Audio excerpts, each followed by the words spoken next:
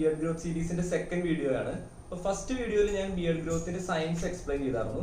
അതുപോലെ തന്നെ നിങ്ങൾ പലതരത്തിലുള്ള പ്രൊഡക്റ്റ് ഒക്കെ ബിയർഡിൽ അപ്ലൈ ചെയ്തിട്ട് എന്തുകൊണ്ടാണ് നിങ്ങൾക്ക് റിസൾട്ട് കാണാത്തത് എന്നുള്ളത് കഴിഞ്ഞ വീഡിയോയിൽ ഞാൻ എക്സ്പ്ലെയിൻ ചെയ്തായിരുന്നു. അപ്പൊ അതുകൊണ്ട് അതിനൊപ്പം തന്നെ ഞാൻ ഒരു ഓയിൽ ഉണ്ടാക്കുന്നതിനെ പറ്റി പറഞ്ഞായിരുന്നു. അത് എങ്ങനെ പ്രിപ്പയർ ചെയ്യണമെന്നുള്ളത് ഈ വീഡിയോയിൽ ഞാൻ എക്സ്പ്ലെയിൻ ചെയ്യാമെന്ന് പറഞ്ഞായിരുന്നു.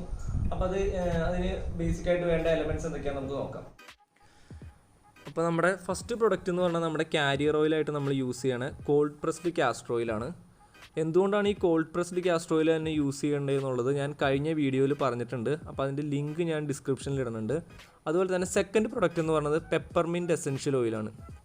തേർഡ് വൺ എന്ന് പറയുന്നത് വൈറ്റമിൻ ഇ ഓയിലാണ്. വൈറ്റമിൻ ഇ ഓയിൽ എന്ന് പറയുമ്പോൾ നമുക്ക് ഇവിയോൺ 400 ടാബ്ലറ്റ്സ് ആണ് നമ്മൾ യൂസ് ചെയ്യണത്. അപ്പോൾ ഇത് മൂന്നും എന്തിനാണ് ഇത് മൂന്നും യൂസ് ചെയ്യേണ്ടതെന്നുള്ളതും ഞാൻ കഴിഞ്ഞ വീഡിയോയിൽ പറഞ്ഞിട്ടുണ്ട്. അതുകൂടാണ്ട് ഇത് മേടിക്കാനുള്ള ലിങ്ക് ഞാൻ താഴെ ഡിസ്ക്രിപ്ഷനിൽ ആഡ് ചെയ്യുന്നുണ്ട്. ഇതുകൂടാണ്ട് നമുക്ക് വേണ്ട കുറച്ച് കാര്യങ്ങൾ, പ്രിപ്പയർ ചെയ്യാൻ വേണ്ട കുറച്ച് കാര്യങ്ങൾ എന്ന് പറഞ്ഞാൽ ഒന്ന് മെഷറിംഗ് ക്യാപ്പ് വേണം.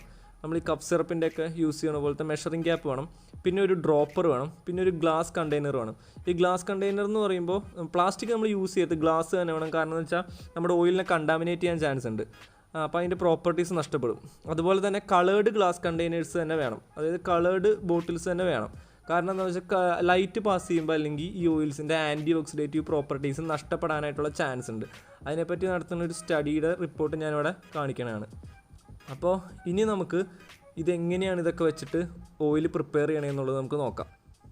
അപ്പോൾ അതിൽ നമുക്ക് മെയിനായിട്ട് വേണ്ടത് ഈ കാരിയർ ഓയിലാണ്. കാരിയർ ഓയിൽ എന്ന് പറഞ്ഞാൽ നമ്മളിവിടെ യൂസ് ചെയ്യുന്നത് കോൾഡ് പ്രസ്ഡ് കാസ്റ്റർ ഓയിലാണ്.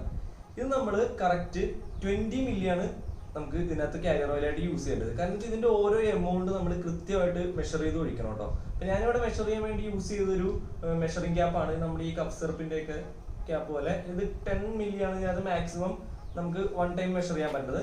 അങ്ങനെ ഞാൻ മെഷർ ചെയ്ത് ഇവിടെ ഓൾറെഡി ഒരു 20 മില്ലി കാസ്റ്റർ ഓയിൽ ഒഴിച്ചു വെച്ചിട്ടുണ്ട്.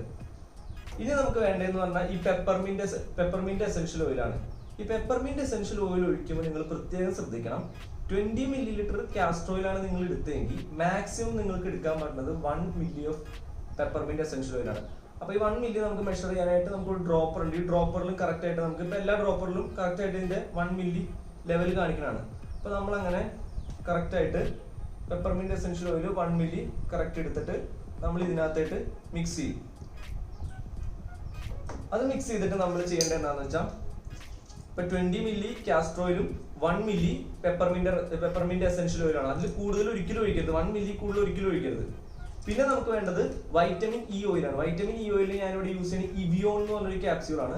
ഇത് എല്ലാ മെഡിക്കൽ ഷോപ്പിലും അവൈലബിൾ ആണ്. അപ്പോൾ നിങ്ങൾ എന്താ ചെയ്യേണ്ടതെന്ന് വെച്ചാൽ 5 നമുക്ക് വേണ്ടത്. 5 ഇവിയോൺ ക്യാപ്സ്യൂൾ ആണ് നമുക്ക് വേണ്ടത്. അതിൽ കൂടുതൽ ഒരിക്കലും ആഡ് ചെയ്യരുത്.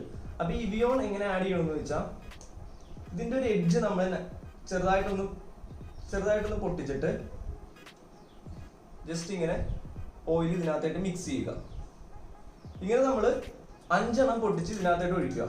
5 പൊട്ടിച്ച് ഒഴിച്ചിട്ട് നമ്മൾ നമ്മുടെ ഈ ഇത് വെച്ചിട്ട് ഡ്രോപ്പർ വെച്ചിട്ട് നമ്മൾ നന്നായിട്ടൊന്ന് മിക്സ് ചെയ്യുക. ശരിക്കും മിക്സ് ചെയ്തിട്ട് നമ്മളിത് എവിടെയെങ്കിലും അധികം ലൈറ്റ് ഒന്നും കയറാത്ത ഒരു സ്ഥലത്ത് പ്രോപ്പറായിട്ട് സൂക്ഷിച്ചു വയ്ക്കുക.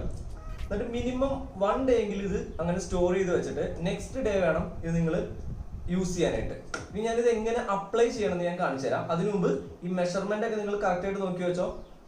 20 മില്ലി കാസ്റ്റർ ഓയിലും 1 milli peppermint essential oil, 5 ഇവിയോൺ capsule, ഇവിയോൺ 400 5 capsule, അത്രയാണ് ആഡ് ചെയ്യണം. ഇപ്പൊ ഞാൻ ഒരെണ്ണം ആഡ് ചെയ്ത് കാണിച്ചിട്ടുള്ളൂ, പക്ഷെ 5 ആഡ് ചെയ്യണം. എന്നിട്ട് നന്നായിട്ട് മിക്സ് ചെയ്യണം.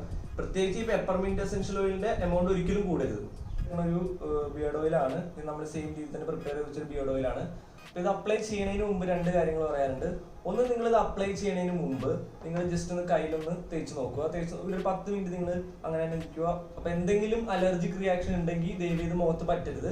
പിന്നെ അങ്ങനെ അലർജിക് റിയാക്ഷൻ ഉണ്ടാവാൻ പാകത്തിനുള്ള ഒന്നും തന്നെ ഇതിനകത്ത് ആഡ് ചെയ്തിട്ടില്ല. നമ്മുടെ സ്കിന്നിന് നല്ലതായിട്ടുള്ള കാര്യങ്ങൾ മാത്രമാണ് ഇതിനകത്ത് ആഡ് ചെയ്തിട്ടുള്ളൂ. പിന്നെ രണ്ടാമത്തെ കാര്യം എന്ന് വെച്ചാൽ ഇത് അപ്ലൈ ചെയ്യേണ്ടത് എപ്പോഴാണെന്നുള്ളതാണ്. നിങ്ങൾ ഉറങ്ങണതിന് 2 മണിക്കൂർ മുമ്പെങ്കിലും ഇത് അപ്ലൈ ചെയ്യണം. എന്നിട്ട് ഇത് കഴുകി കളയേണ്ടത് പിറ്റേ ദിവസം രാവിലെയാണ് നിങ്ങൾ ഇത് കഴുകി കളയാൻ പാടുള്ളൂ. കാരണം എന്താ വെച്ചാൽ ഈ കാസ്റ്റർ ഓയിലൊക്കെ നിങ്ങളുടെ പോഴ്സിലേക്ക് പെനട്രേറ്റ് ചെയ്ത് ഇറങ്ങാൻ തന്നെ ഒരു നല്ല രീതിയിൽ ടൈം എടുക്കേണ്ടതാണ്. അതുകൊണ്ടാണ് ഈ രാത്രി ഉറങ്ങുമ്പോൾ ഇത് അപ്ലൈ ചെയ്തിട്ട് ഉറങ്ങാൻ പറഞ്ഞത്. ഇനി ഇത് അപ്ലൈ ചെയ്യേണ്ടത് എങ്ങനെയാണെന്ന് വെച്ചാൽ ഇത് കണ്ടമാനം അങ്ങനെ കയ്യിലേക്ക് വാരി വെച്ച് തലയിൽ എണ്ണ വെച്ചണ പോലെ ഒന്നും അപ്ലൈ ചെയ്യേണ്ട കാര്യമില്ല. ജസ്റ്റ് നിങ്ങളുടെ വിരലൊന്ന് ഡിപ്പ് ചെയ്യുക, എന്നിട്ട് മറ്റേ വിരലുകൾ ചേർത്തൊന്ന് റബ്ബ് ചെയ്യുക. എന്നിട്ട് നിങ്ങൾക്ക് എവിടെയാണ് ഇത് അപ്ലൈ ചെയ്യുന്നത് വെച്ചാൽ വേണ്ട ഭാഗത്ത്, അതും ഈ ബിയർഡിന്റെ മുകളിലൂടെ അല്ല, ബിയർഡ് ജസ്റ്റ് മാറ്റിയ സ്കിന്നിൽ, അടിയിലുള്ള സ്കിന്നിൽ വേണം നിങ്ങളത് അപ്ലൈ ചെയ്യാനായിട്ട്. സ്കിന്നിൽ അപ്ലൈ ചെയ്തിട്ട് നിങ്ങൾ നന്നായിട്ടൊന്ന് മസാജ് ചെയ്ത് കൊടുക്കുക. അത് കഴിഞ്ഞിട്ട് പിറ്റേ ദിവസം രാവിലെ എഴുന്നേൽക്കുമ്പോൾ ഒന്ന് കഴുകിക്കളയുക. അപ്പോൾ പലർക്കും ഉള്ളൊരു ഡൗട്ടാണ്, ഈ എണ്ണയൊക്കെ പറ്റി കഴിഞ്ഞിട്ട് നിങ്ങളിങ്ങനെ കിടന്നുറങ്ങാൻ പലർക്കും ബുദ്ധിമുട്ടായിരിക്കും, ഭയങ്കര ഒരു ഇറിറ്റേഷൻ പോലെ ഫീൽ ചെയ്യും. അത് എനിക്കും പേഴ്സണലി ഉള്ളതാണ്. പക്ഷെ ഈ ഓയിൽ നിങ്ങൾ അങ്ങനെ തേക്കുമ്പോൾ അങ്ങനെ തോന്നൂല. കാരണം ഈ കാസ്റ്റർ ഓയിലൊക്കെ ഭയങ്കര സ്റ്റിക്കി ആയിട്ട് തോന്നുമെങ്കിലും ഈ പെപ്പർമിന്റ് എസൻഷ്യൽ ഓയിൽ ഇതിനകത്ത് ആഡ് ചെയ്തുകൊണ്ട് തന്നെ ഇതിന്റെ ആ ഒരു കൂൾ ഫീലാണ് ഇത് തരുന്നത്. അപ്പൊ നമുക്ക് ആ എണ്ണ ഇരിക്കണം എന്നുള്ള ഒരു ഫീൽ നമുക്ക് ഒരിക്കലും തോന്നത്തില്ല. ഓയിൽ എങ്ങനെ പ്രിപ്പയർ ചെയ്യേണ്ടതെന്നുള്ളത് കണ്ടു, അതുപോലെ തന്നെ എങ്ങനെ അപ്ലൈ ചെയ്യേണ്ടതെന്നുള്ളതും കണ്ടു. അപ്പൊ ഇതിനകത്ത് കുറച്ച് കാര്യങ്ങൾ നോട്ട് ചെയ്യാനുണ്ട്. അതെന്തൊക്കെയാണ് ഇപ്പൊ ഒന്ന് ബ്രീഫ് ചെയ്യാൻ പോണത്. ഫസ്റ്റ് കാര്യം എന്ന് വെച്ചാൽ നിങ്ങൾ ഈ പെപ്പർമിന്റ് എസൻഷ്യൽ ഓയിലിന്റെ എമൗണ്ട് 1 മില്ലി കൂടുതൽ ഒരിക്കലും ആഡ് ചെയ്യരുത്. അത് കറക്റ്റ് ആയിട്ട് മെഷർ ചെയ്തിട്ട് ആഡ് ചെയ്യണം, കാരണം അത് കോൺസെൻട്രേറ്റഡ് ആയിട്ടുള്ള ഒരു ഓയിലാണ്. പിന്നെ അത് കൂടാണ്ട് രണ്ടാമത്തെ കാര്യം എന്ന് വെച്ചാൽ നിങ്ങൾ ഇത് അപ്ലൈ ചെയ്യേണ്ടത് എപ്പോഴാണെന്നുള്ളത്, അത് ഉറങ്ങണേന് 2 മണിക്കൂർ മുമ്പ് അപ്ലൈ ചെയ്യുക, എന്നിട്ട് പിറ്റേ ദിവസം രാവിലെ കഴുകിക്കളയുക. പിന്നെ മൂന്നാമത്തെ എന്ന് വെച്ചാൽ എപ്പോൾ നിങ്ങൾ ഇത് അപ്ലൈ ചെയ്യാൻ എടുത്താലും ഒന്ന് ജസ്റ്റ് ഷേക്ക് ചെയ്തിട്ട് അപ്ലൈ ചെയ്യുക. ഇത്രയൊക്കെയാണ് ജനറൽ ആയിട്ടുള്ള കാര്യങ്ങൾ.